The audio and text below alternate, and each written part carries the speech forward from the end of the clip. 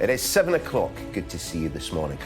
And we start the day with the news that tens of thousands of nurses are striking today in the biggest action of its kind in NHS history.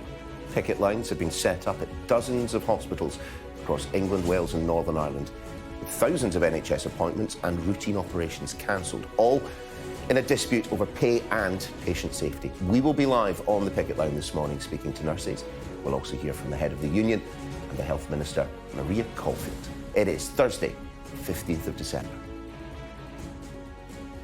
Tens of thousands of nurses go on strike over pay in the first national walkout in the union's history.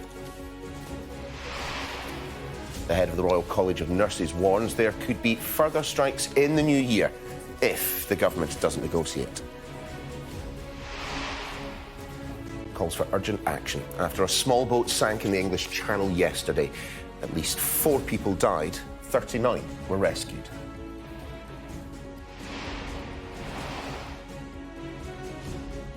That's continued overnight. I'm live in Sangatte as French and British officials say the incident is a stark reminder of the need to destroy the smugglers' business model.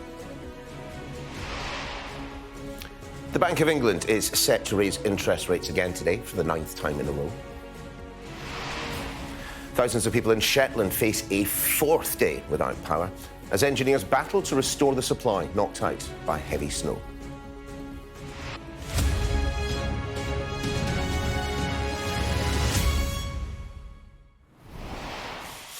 Morning all. Members of the Royal College of Nursing are beginning their first national strike in the union's 100-year history this morning as tens of thousands of nurses walk out across England, Wales and Northern Ireland in a dispute over pay and working conditions. Well, all this means a bank holiday-style service in many areas with some routine operations and appointments cancelled, but nurses will still provide urgent care. The Health Secretary, Steve Barclay, says he's concerned about the risk strikes pose to patients. But the union has warned that unless the government negotiates, well, there are likely to be further walkouts in January. Let's take a look at the action today in just a little bit more detail. And as many as 100,000 nurses will walk out for 12 hours in England, Wales and Northern Ireland. Strikes not going ahead in Scotland, where a deal has been done. 76 trusts will be affected. That's around a quarter of trusts in England, all but one in Wales and every trust in Northern Ireland. Well, the Royal College of Nursing, the RCN, is calling for an above-inflation pay increase, which, well, as you can see, currently works out at 19.2%. They do say, though, they're willing to negotiate. The government says that figure, well, it is unaffordable. Their most recent pay offer was an increase of at least £1,400, which works out to be an average uplift of around about 4%. Now, as many as 70,000 appointments and operations could have been cancelled today. Now, that is mostly routine care, such as knee and hip replacements and community nursing. Less unwell patients attending A&E, well, they've been told they will be waiting longer than usual. But services protected include intensive and critical care, emergency cancer services, children's A&E and neonatal units, with NHS bosses urging people to use emergency services as normal. We've been working for months in order to reduce the disruption for patients. So obviously there will be some disruption from the industrial action, but our aim all the way through has to be to work with the unions in order to minimise that disruption. And I really do have to emphasise that patients should use the emergency services as normal. We will, of course, be bringing you the latest from the picket lines in a few moments' time. But first, our political correspondent, Tamara Cohen, joins us in the studio. Good to see you this morning, Tamara. Look, can we just talk about the realities of the negotiation or lack thereof? We understand the RCN was looking for slightly above 19%. The government sticking to the independent pay reviews recommended kind of roughly 4% or thereabouts. They didn't have to stick to that, did they? The government have insisted that they have to take the independent pay reviews recommendations, which works out, as you say, about 4.5% across the board, but it is more for some of the lower paid nurses. But they are now faced with the first nationwide strike. This is England, Wales and Northern Ireland, not in Scotland, for a century. 44 NHS trusts, that's about a third of those in England, voted to strike, reached all the required thresholds, which is quite a high bar at the moment. And yet the Health Secretary and the government's view is that they were not going to compromise even though the nurses' union, having asked for something very big, 19% pay increase, indicated strongly, particularly last weekend, that they might accept something lower, potentially what the nurses were offered in Scotland, which is about 7.5%, which is still above what the independent review recommended. But ministers have dug in. The nurses' union say that the health secretary would not talk to them about pay. They had a couple of meetings with him, but they were all focused on the other issues that the nurses are striking over to do with working conditions, that he would not get into pay negotiations with them, and therefore they say they were left with no choice but to go on this strike. But the concern is there'll be another one on Tuesday, and there is already talk of more in the new year. So, but again, just to be absolutely clear here, the RCN signal at the weekend that they would be willing to negotiate.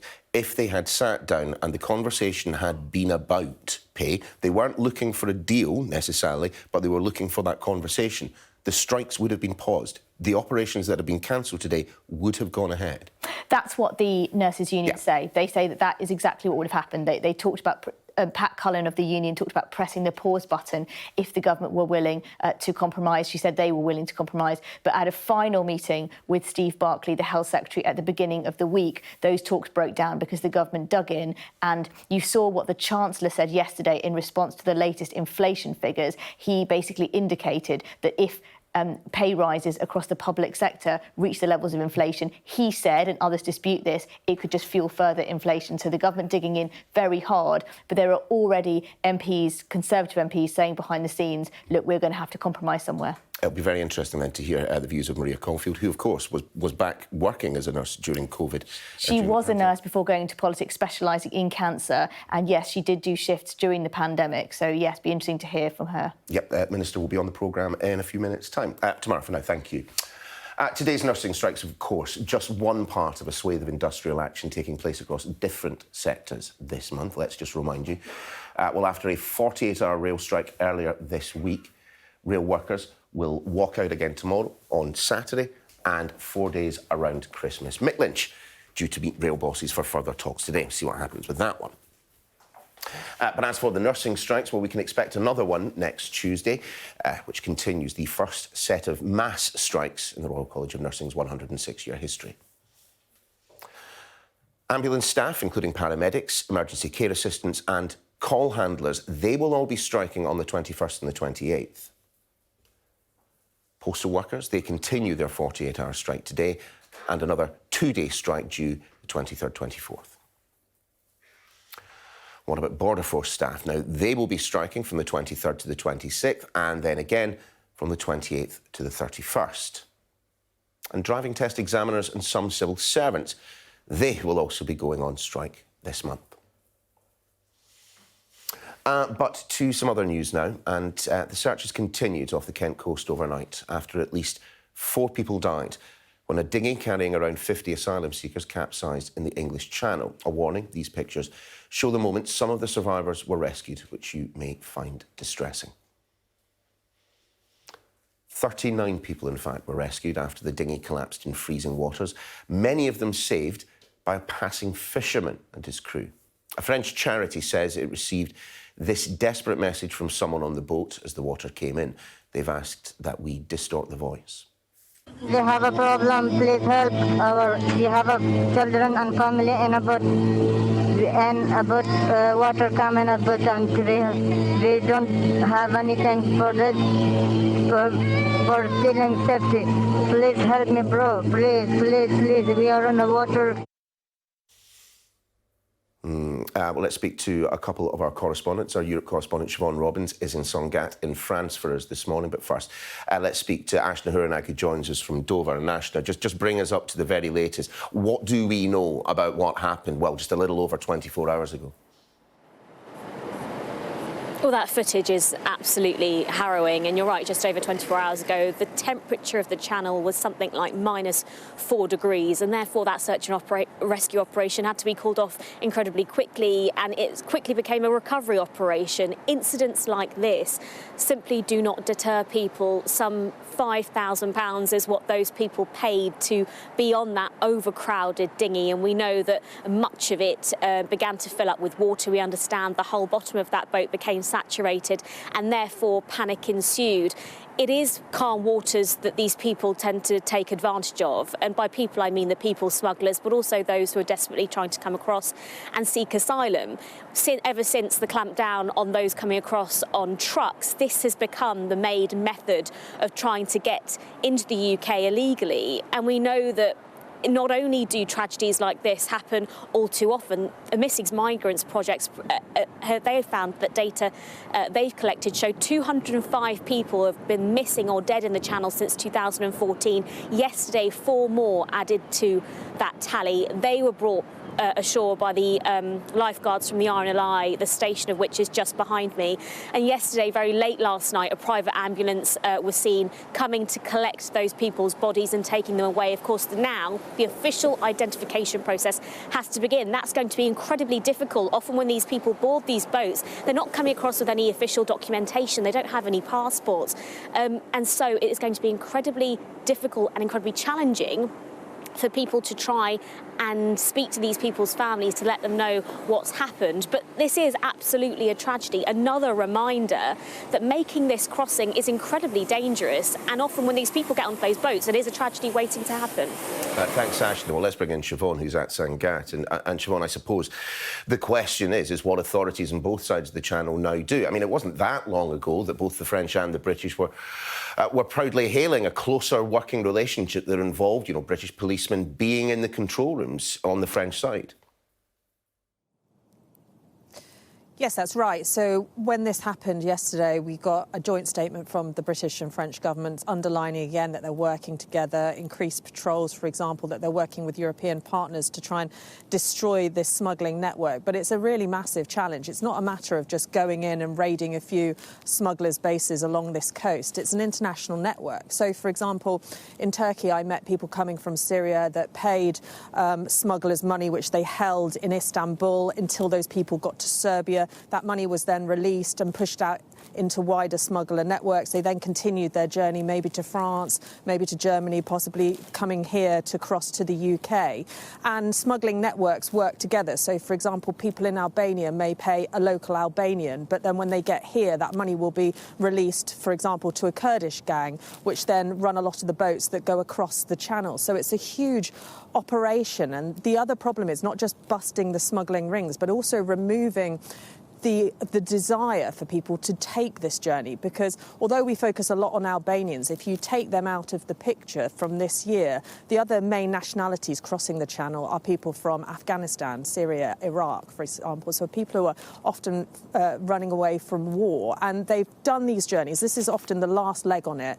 Throughout the rest of the journey, they've crossed loads of borders. They've probably been beaten and extorted along the route. They get here and they just think, well, why not? There is literally nothing to lose. And that's what charities are saying. They say they will continue to make this crossing unless we can offer them a safe option to try and get out of the danger that they're in. Siobhan, Ashna, thank you both very much indeed. Much more on that story, of course, throughout the day. But still to come, the Health Minister, Maria Caulfield, will be in the studio with us in a few minutes' time to give us the government's view on today's nursing strikes. And shortly after that, we'll be speaking to the head of the RCN, Pat Cullen, joining us from the picket line.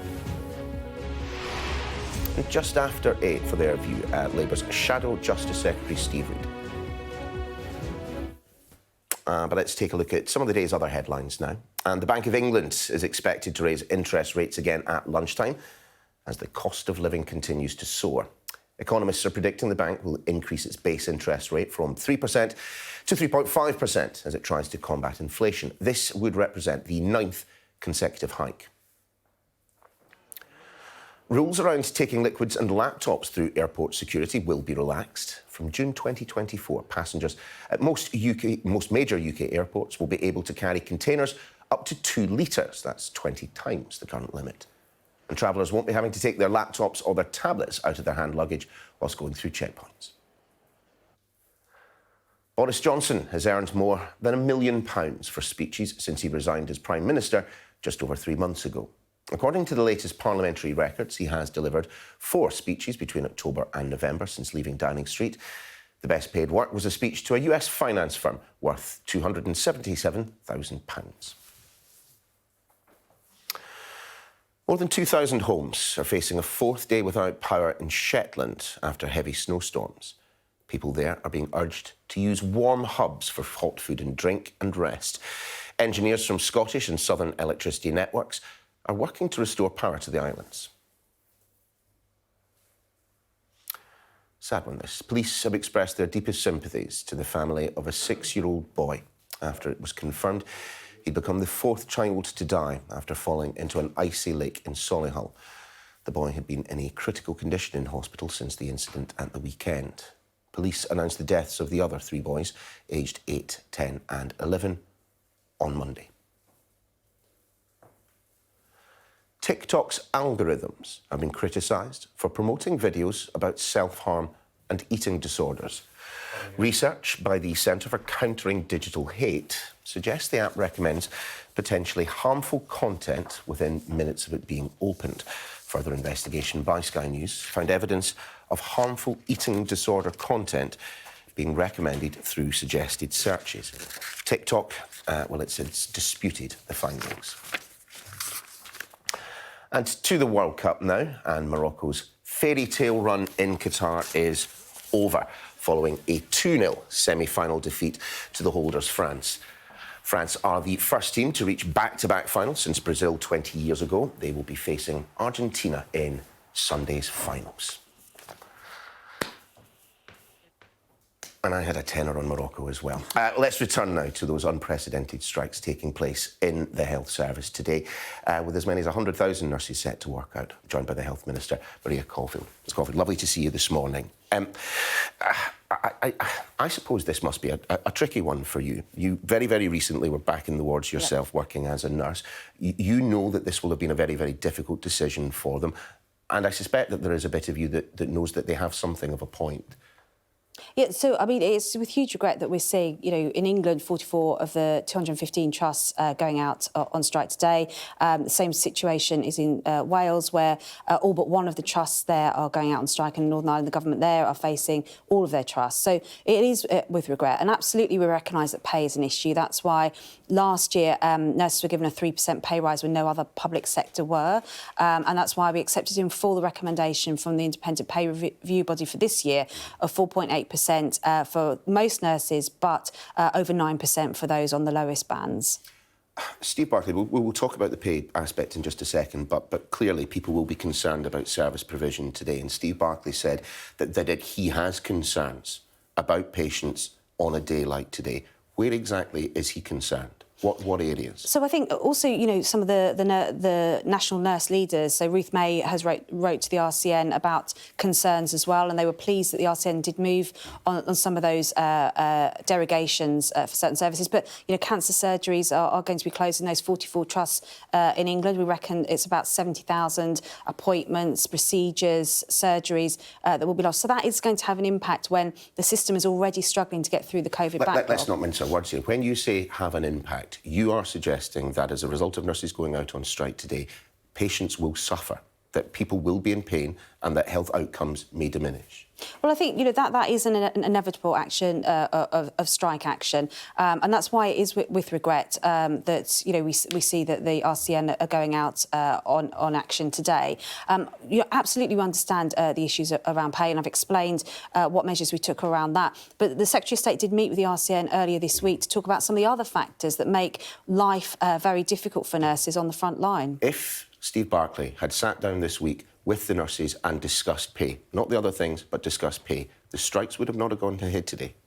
Well, I don't necessarily agree with that. We can't... So you think the RCN were lying when they said, if you sit down with us and talk about pay, we will not strike? No, I don't think I know Pat Cullen very well, and very huge respect for Pat. I don't think they were lying, but the demand of 19% is not something we can realistically deliver on. They made it perfectly clear at the weekend that, yep, they had suggested 19%, but that they would be willing to negotiate. They would even perhaps have been willing to take that figure of 7.5%, which has worked in Scotland, which is why they do not have nurses striking. So in Scotland, they have suspended strikes, but that deal hasn't been agreed. They've put that to their members. The RCN aren't actually recommending that deal to their members, and we won't know the outcome of that till the 19th of December. So but they're not striking, are they? They're not striking today, but they haven't resolved the dispute in full. And we have, for every percent that we agree for the nurses, or for anyone else, in fact, that's around £700 million that we have to find. And as a government, there's only three ways we can find that money. We either have to borrow it, and we know the impact of borrowing when governments can't afford it. We saw that just a few weeks ago. We either have to put taxes up for patients and or residents. Not waste £30 billion on useless PPE. I mean, the thing I don't think many people understand here is why this government is absolutely rigid in its claim that it has to stick to the recommendations of the independent pay review body. I mean, you don't. They're recommendations. You've ignored it in various other industries. I mean, the Police Federation pulled out of their independent remuneration review body back in 2021 because for years the government had ignored the recommendations of that body. On that occasion, it was politically expedient to ignore it. I'm gently suggesting that on this occasion it is politically expedient for you to let the strikes go ahead. Well, I disagree. We did accept the recommendations because we recognise that pay is an issue. And as I said, that's 4.8% for the average nurses, but over 9% for those on the lowest bands. So we absolutely recognise that and committed to that in full, not just for nurses, but across the health recommendations in total.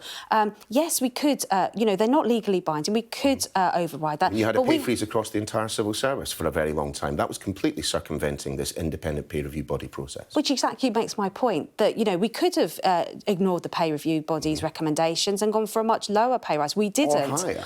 We could go higher, but as I've said, we've got to find that money from somewhere. This isn't government money, this is taxpayers' money. And the three options open to us if we were to have to fund a higher pay rise is either to borrow the money, tax people more, or take that money from frontline services. Or listen to the former Conservative Party chairman, Jake Berry, who says the government is going to have to improve its offer. I can tell you, Mr Berry said, that the government offer is too low. I mean, the pay review body recommendation came back in the summer when inflation was lower. You knew inflation was on the rise. If you'd actually negotiated back then, you could have probably gotten away with 7.5%. Well, the pay review body also negotiate with the unions. The unions are involved in that process, and at that time they did not raise concerns. As you say, it was no secret that inflation was on the rise, and they accepted that at that time. The process for April is starting already, and the unions will be involved in that process in terms of making their position clear about what they would like to see in next year's pay rises. So just to be absolutely clear, from now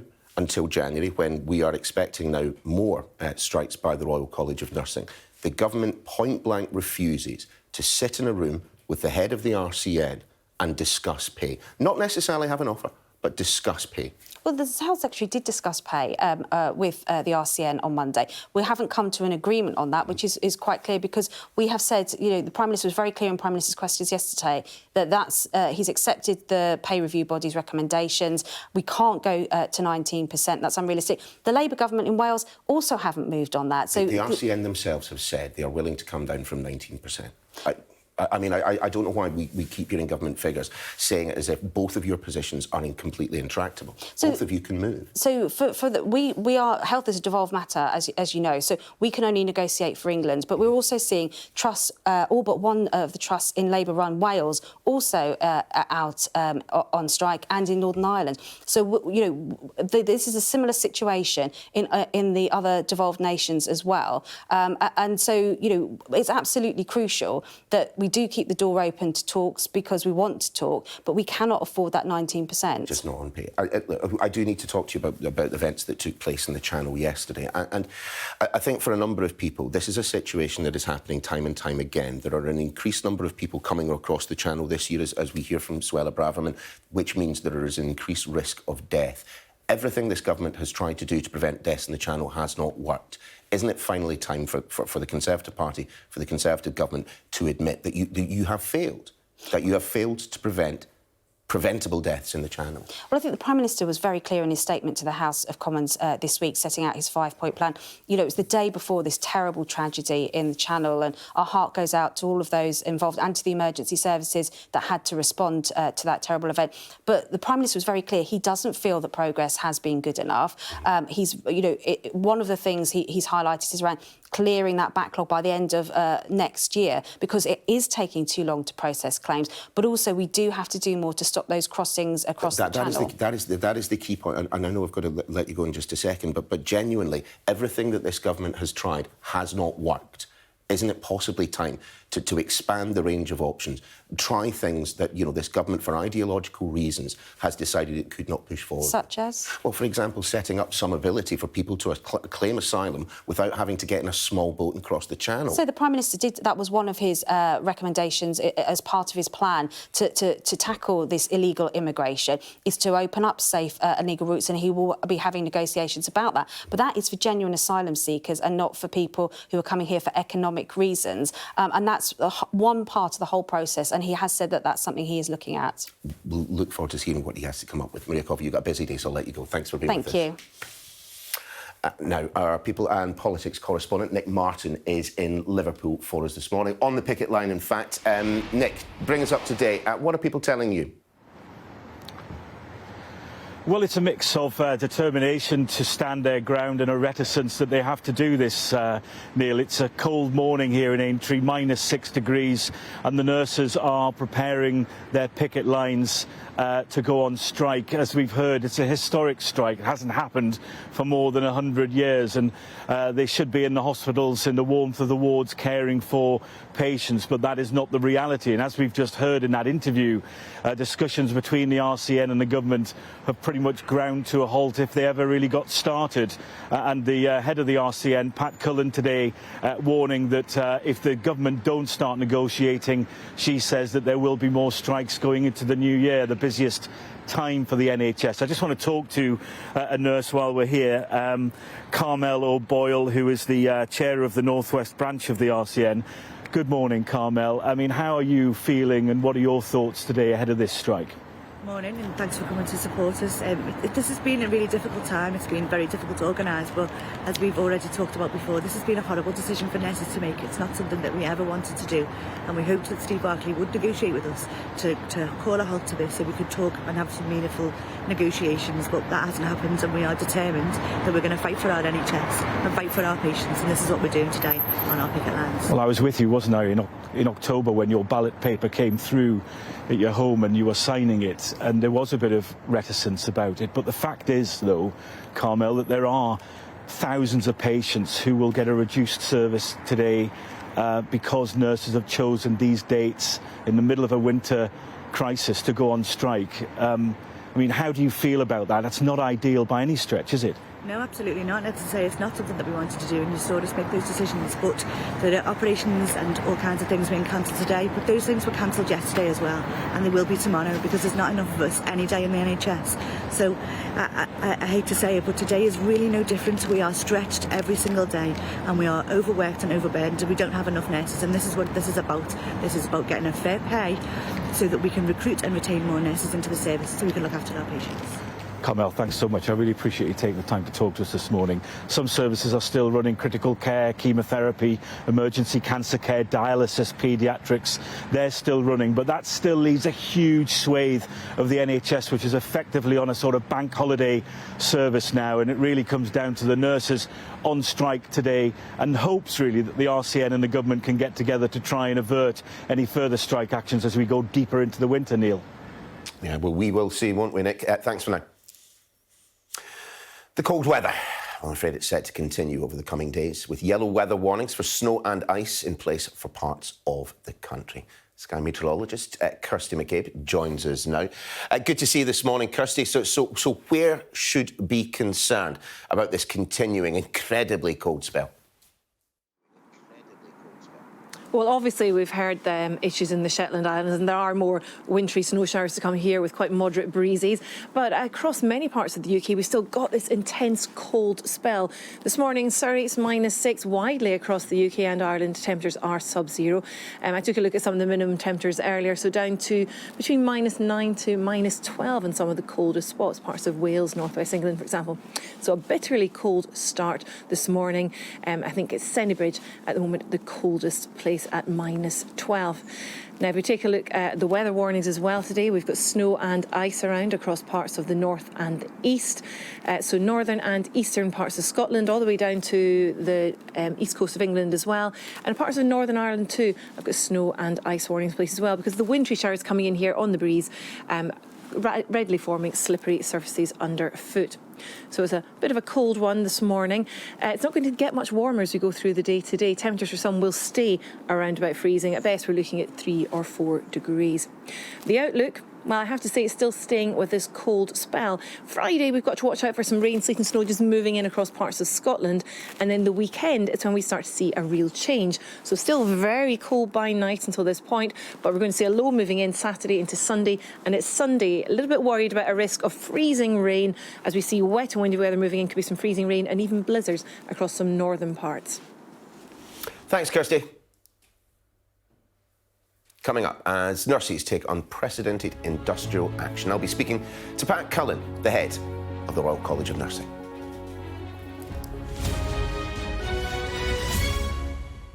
The final part of Harry and Meghan's Netflix series is due to be released in the next hour. The latest trailer hints at claims the palace briefed against the Sussexes to deflect attention from coverage of other royals. Sky's Katie Spencer joins us now from the newsroom. And Katie, you will soon be sitting in front of your laptop, I am sure. But why on earth should any of us care? Well, look, that's the thing. 28 million people, or 28 million households tuned in last week to watch the first 3 episodes. Critically, though, look, most people said it was a little bit dull, a little bit slow and a little bit boring. They didn't really make any allegations in the first 3 episodes. Will they go a bit further with these last 3 episodes? Well, certainly judging on the trailer, it does look like they certainly have a bit more to get off of their chest. On the 2 trailers that we've had released in the last week, we hear from Meghan's lawyer, Jenny Afia, who says that she's seen evidence that there was negative briefing about the couple from the palace. In that same trailer, Meghan goes one step further and she claims that actually the palace were reaching out to media organisations and offering them stories about Meghan and Harry in exchange for taking down, removing stories about other members of the royal family that they didn't want out there. It also looks as well like Harry's got some venting to do about his brother. He talks about how the palace were happy to lie on behalf of Prince William. This is what they say in the trailer, but they weren't prepared to tell the truth about him and Meghan. So it's going to be interesting. As you say, yeah, we've got a team of 6 people who are each taking half an hour so that we can get through these 3 episodes fairly quickly and bring you all the breaking news lines. Watching it, Neil, so you don't have to. Well, unfortunately, I've got to present breakfast telly, so I'll have to give it a swerve anyway. Katie, many thanks.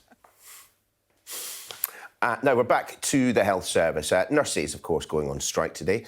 And the Health Secretary has said that he is worried about patient safety. But those striking argue that the NHS has been under so much pressure recently, patient safety was already at risk. And that is part of the reason that they are striking. Let's hear from someone who has been personally affected by the backlog in the health service.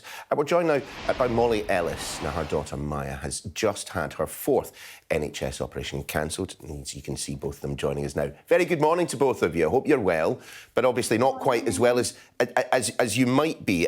Molly Ellis, just tell us a little bit about this, about the situation that Maya finds herself in. I mean, 4 operations potentially have been cancelled, is that right? Yeah, that's correct. Over the past 3 years, she's had 20 bouts of tonsillitis. And we were waiting for 2 years to get an appointment to have them out. And since December the 1st last year, it's now been cancelled 4 times. And when these operations are cancelled, how much notice do you get and what explanation has been given? No beds, COVID. Twice we've been at the hospital. One time we've been sat on the bed, having been assigned a bed, having unpacked, getting changed into pyjamas. And then we were told that it couldn't go ahead because she was in the early days of COVID. But had she been in the later days of COVID, it could have carried on. Last time, we were asked to sit in a corridor after arriving there at 7:30 in the morning. We were there an hour, and then somebody finally came and told us that the operation had been cancelled. If they had been able to ring us at 6 o'clock in the morning when they knew there were no beds, Maya could have gone to school, I could have gone to work, we could have just carried on as normal. As I understand it, Maya's recently had, the 20th bout of tonsillitis. I'm just wondering, hey, Maya, how does it feel when you get the tonsillitis? It must be pretty painful. I remember it well. My throat was always big and swollen. Yeah, it just feels like my throat's all blocked up. I can't swallow Calpol, ibuprofen, all that stuff. It's hard for me to eat and drink, and sometimes I struggle to breathe, and it's just painful. And it feels like my tonsils have been scraped with a potato peeler. Oh dear, that doesn't sound very good. And I suspect, I mean, on the... Say again? That big tonsillitis that I've been used to it. Like that size being normal now. I've had it 20 times, so it is used. I'm used to it. Mum, I'm wondering where, because obviously, you know, parent, you want your child to be well, and you know, I bet your mum goes through, you know, goes through a process in her own head that she keeps away from you, darling Maya, because you know she wants you to be well. Who do you think is responsible for the fact that this fairly routine operation has been cancelled so many times and this has been going on for so long? Oh, without a doubt, the government. Just the lack of funding? What specifically is it that they have done that you feel has led to the situation that you both find yourselves in? I personally think that the government is running the NHS into the ground with a view to privatising it. And this is why they're not giving the nurses money that they so rightly deserve, having taken pretty much a 32%, I think it is, real-time pay cut in the last 20 years. There's nurses using food banks. There's nurses paying £300 in parking just to do their job. It's so wrong. So you are 100%, I would say, so it sounds like, Molly Ellis, behind the nurses and their strike action today. Oh, absolutely, yeah. Good. Maya, I thought you saw someone sneaking in a cat there into shot. Is that sitting on your lap? Was that a cat you held up there? Yeah. He just jumped off. His name's Asmodeus, but Mum calls him Asbo for short. Lovely. Well, look, it sounds to me like you've probably been a very good girl this year, Maya. So look, I think Santa will have to be good to you this year. I'll keep my fingers crossed. Molly, so you get that operation just as soon as it possibly can be. Thank you so much. We do have another date in January, so fingers crossed. Brilliant. I'll keep my fingers crossed, and you guys have a lovely Christmas when it comes, OK? You too. Thank you very much. Thank you. Well, let's just actually head just across the Thames from our studio here in Westminster to the picket line at St Thomas's Hospital in London. We'll be joined by Pat Cullen, head of the RCN, the Royal College of Nursing. Pat, good to see you this morning. And I don't know whether you were able to hear some of what we were discussing with our two previous guests. They were making the point that these operations and cancellations predate the possibility of strike action by the nurses. They're in support of you. I mean, what level of popular support do you actually think nurses have today? I think the public are very sensible people, and the public, if anything, the government should take a leaf out of their book. The public absolutely understand why nurses are doing this today, standing out in the cold this morning, put out in the cold by this government with the doors shut on them. It's a tragic day. This is a tragic day for nursing. It's a tragic day for those patients that you've just heard speak this morning. And it's a tragic day for the NHS. The NHS has been run down by this government and left in a crisis. What we're trying to do today is to actually save our NHS and every single solitary patient that's waiting on those waiting lists, 7 million plus. We are doing this for you today. We're going to try and address those 50,000 vacant posts in England alone. And the only way that we're going to do it is by ensuring that our nurses have a decent wage and that we can retain them in the health service to look after people like you've just spoken to and actually recruit more brilliant nurses into the health service.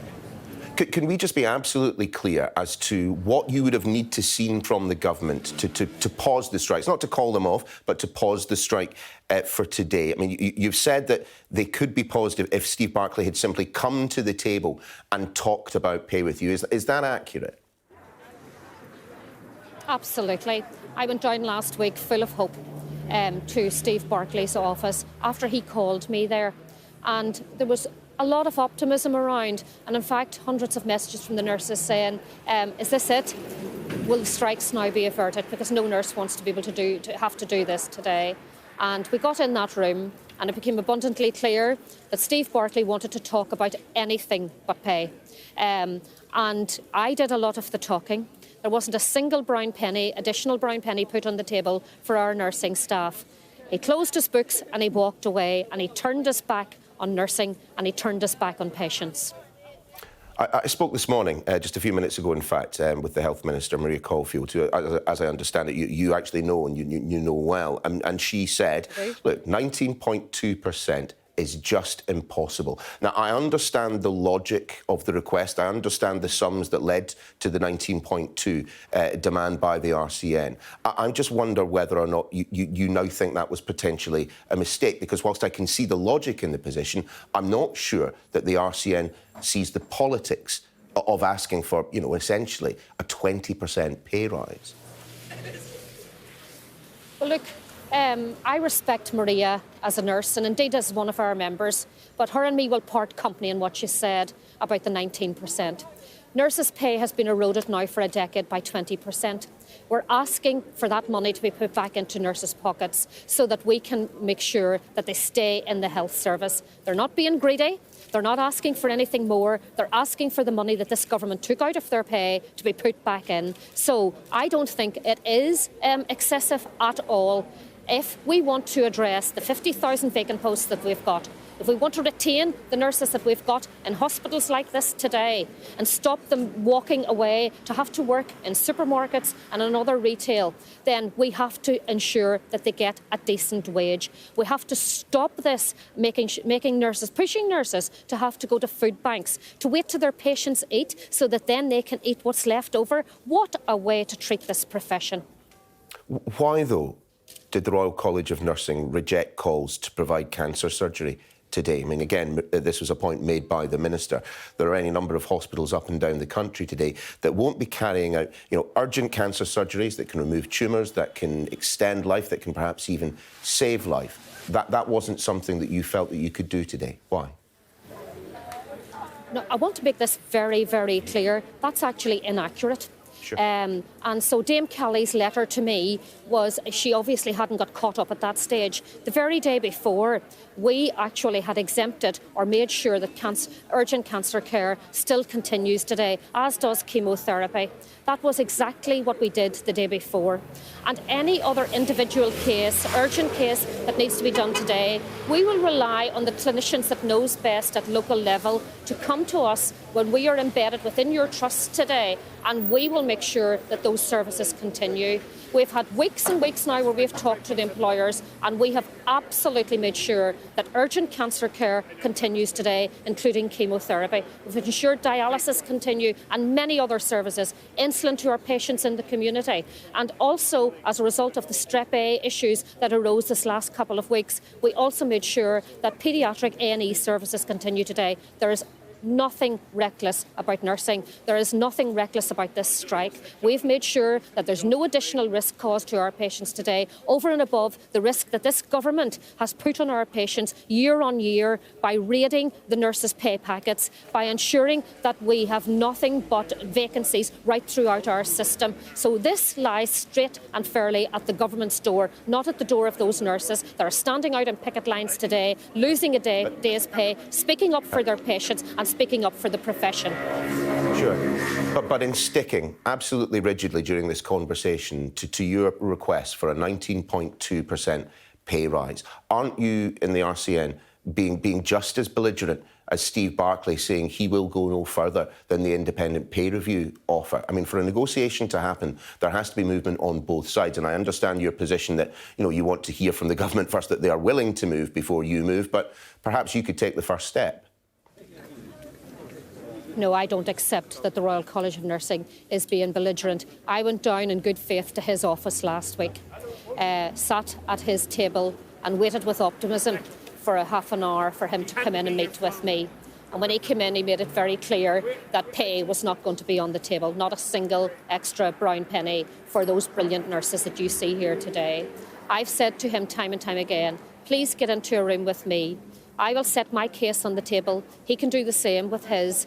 And I'm sure at some point we will come to an agreement, just as we did with the First Minister in Scotland. And then we will put it to the 320,000 members that give me my mandate for today. Sure, this is not me out on strike. This is the 320,000 nurses that voted in this ballot. You cannot ignore 320,000 nursing voices. I would say to him, he will ignore those people at his peril, because we are out today for our patients and for the profession.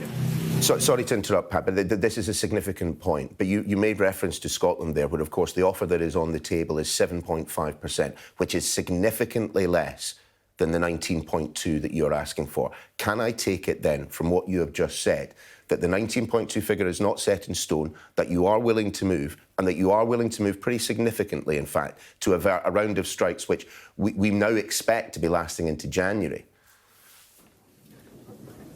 What I would say to the Secretary of State today is be respectful, get into a room with me and start to talk to me.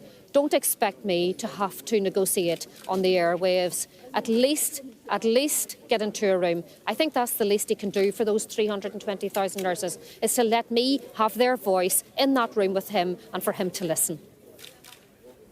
Pat Cullen, great to have you on the programme this morning. Do stay warm out there on the picket line. I know it's very, very cold just across the river. Thanks for your time. Let's stick then with the day's nursing strike. Let's speak now to Saffron Cordery, the interim chief executive of NHS providers, who joins us now. Saffron, great to have you on the programme. Just give us an idea of the contingency measures that will have had to be put in place today to try and ensure that we understand that plenty of patients will be affected, but we do not want to see the worst of the negative outcomes that you could imagine.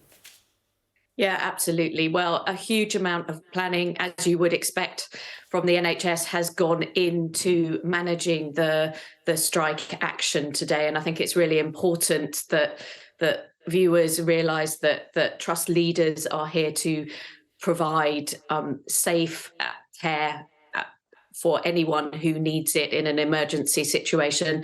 And those who may be affected by strike action will already have been notified whether their procedure or operation may have been cancelled, because we are expecting some significant disruption. But what I would remind people is that the NHS is very well practiced at dealing with levels of disruption, levels of emergency planning, and that's what they've put in place, measures to make sure that safe care is delivered as far as possible. But what we would say is that things will be different today. Things will be altered. People will have found that they have appointments cancelled in certain areas, or that if they're coming into A&E departments, that they may well have to wait for a long time.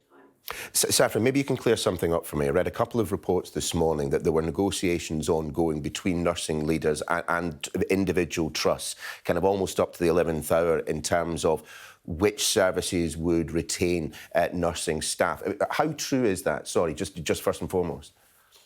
So I don't have the details of the individual negotiations. I know that what does happen is that, as we have seen, we've got the national derogations, so the exemptions from strike actions, but also there is the option for trust leaders to negotiate locally with local strike committees to see what they can exempt from the strike action. So that's what will be happening. And of course, it's right that trust leaders push to see as much as possible exempted from the strike action, so that they can continue to run their services and look at what is being offered across particular areas, across particular regions. So trust leaders are doing what they can within their powers to make sure that they are managing their services as effectively as possible.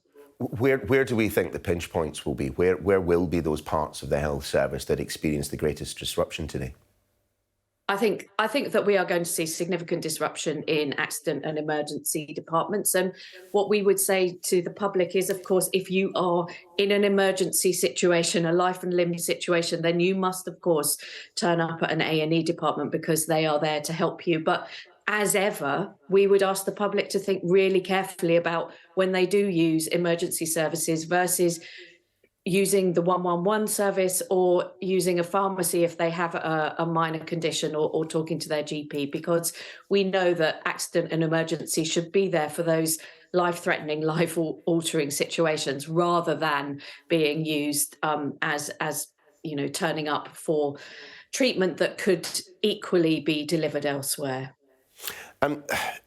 In the past, I believe that you have actually supported the idea of the military, perhaps the army, coming in and supporting services while strikes go on.